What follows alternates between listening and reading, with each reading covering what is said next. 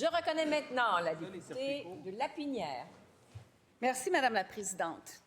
Depuis 2018, on a perdu plus de 15 000 unités en résidence privée pour aînés, néo-RPA, alors que les besoins augmentent. Ça ne marche pas. Cri du cœur des propriétaires de RPA, cri du cœur des aînés qui n'en peuvent plus des augmentations et cri du cœur de ceux qui reçoivent des avis d'expulsion du tribunal administratif du logement.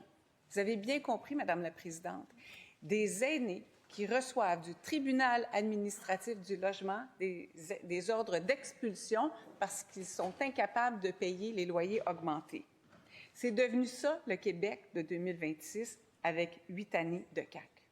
La question que je me pose, Madame la Présidente, parce que c'est une question d'une grande importance pour les aînés qui ont besoin de se loger, c'est quoi les solutions de la ministre? C'est quoi qu'elle répond à ces aînés qui se font expulser? Réponse de la ministre de la Santé responsable des aînés.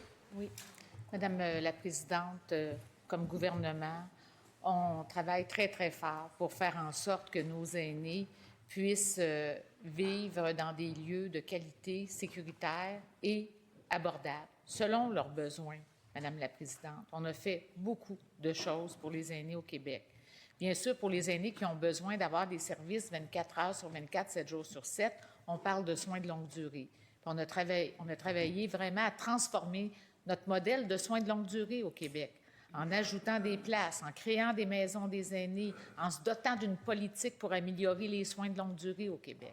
Maintenant, le Québec vieillit et notre espérance de vie est parmi les plus élevées au Canada, ainsi que l'espérance de vie en santé. Et c'est donc important, Madame la Présidente, qu'on puisse s'assurer que les aînés qui sont en santé, qui sont capables de vivre chez eux, puissent le faire le plus longtemps possible. On a aussi travaillé à améliorer les services de soutien à domicile, tous les crédits d'impôt pour le maintien à domicile, Madame la Présidente, pour les aînés, crédits d'impôt pour les proches aidants. Alors, on continue, Madame la Présidente, à soutenir les RPA, mais les RPA ont un travail. En question principale, je reconnais à nouveau la députée de Lapinière. Madame la Présidente, le bilan aujourd'hui, après 8 ans de la CAQ, c'est plus de 3 200 aînés qui attendent une place en CHSLD ou Maison des aînés.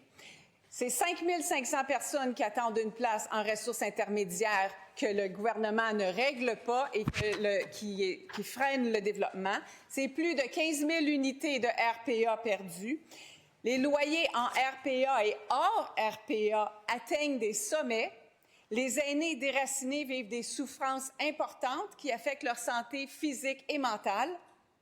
Moi, là, comme députée, j'en reçois des résidents de RPA ou même de logements ordinaires qui viennent à mon bureau de comté parce qu'ils ont eu un avis d'augmentation puis ils ne sont pas capables de le payer. Ils ne voient pas comment ils vont se loger pour le reste de leur jour. Ce n'est pas des farces, Madame la Présidente.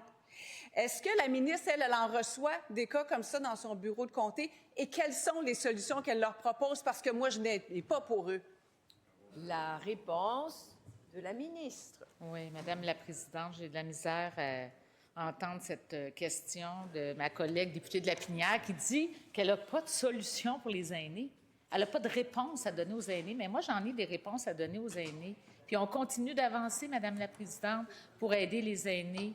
Puis je vais prendre la question sous l'angle du logement, parce que c'est important aussi, parce que les RPA, ce sont du logement, hein, d'une certaine façon. Ce sont soit des condos locatifs ou du logement avec des services. Puis selon le niveau de RPA, il peut y avoir des services de plus en plus importants que les gens qui décident d'aller vivre en RPA acceptent de payer, Madame la Présidente.